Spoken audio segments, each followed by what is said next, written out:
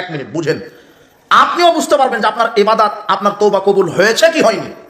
পৃথিবীর সব মানুষ বুঝতে পারবে যে আমার ইবাদত কবুল হয়েছে, আমার তওবা কবুল হয়েছে নাকি হয়নি। কোন সময় দেখেন, আল্লাহ বলছেন সূরা হামিম সাজদা 30-31 আয়াত, ইন্নাল্লাযীনা ক্বালু রাব্বুনাল্লাহ, নিশ্চয়ই যারা বলে আমাদের প্রতিপালক আল্লাহ, সুম্মাস্তাকামু, এরপরে তার বিধানের উপরে অটল থাকে, তাতানাজ্জালু আলাইহিমুল মালাইকা, আল্লাহ কাতারে কাতারে তার জন্য ফেরেশতা প্রেরণ করেন মৃত্যুর সময়। কোন সময়?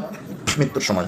যেই ব্যক্তিটা আল্লাহর কোরআন সুন্নাহ মেনে সার্বিক জীবন পরিচালনা করেছে, সালাত যার বিধানে করেছে, রাজনীতি তার বিধানে করেছে, হজ যার বিধানে করেছে, অর্থনীতি তার বিধানে করেছে, খেয়েছে যার বিধানে, ঘুমিয়েছে তার বিধানে, আপনার হজ করেছে যার বিধানে, শিক্ষানীতি চালিয়েছে তার বিধানে, শুধু মানুষ যারা মসজিদ মাদ্রাসায় আল্লাহকে মানেনি, স্কুল কলেজে মেনেছে, অর্থনীতি সমাজনীতি রাজনীতিতে মেনেছে, সার্বিক জীবনে যারা আল্লাহর বিধানের উপরে কায়েম থেকেছে, আল্লাহ ওই ব্যক্তির মৃত্যুর সময় আকাশ থেকে লক্ষ লক্ষ ফেরেশতা পাঠিয়ে দিবেন।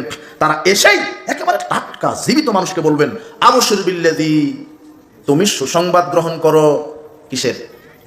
জান্নাতের। আল্লাতী কুনতুম তুআদুন, আপনি জীবিত থাকা অবস্থায় আপনাকে কে সুসংবাদ দিচ্ছে জান্নাতের? আপনি তো মরেননি, জীবিত, কিন্তু কাউকে বলতে পারছেন না, সেই ক্ষমতা আপনার কি নাই। যখন আপনি বলবেন যে আল্লাহর পক্ষ থেকে ফেরেশতা এসে আমাকে সুসংবাদ দিচ্ছে, তখন আপনি মনে করে নেবেন আমার সালাত, সিয়াম, তওবা সব কি হয়েছে? কবুল হয়েছে।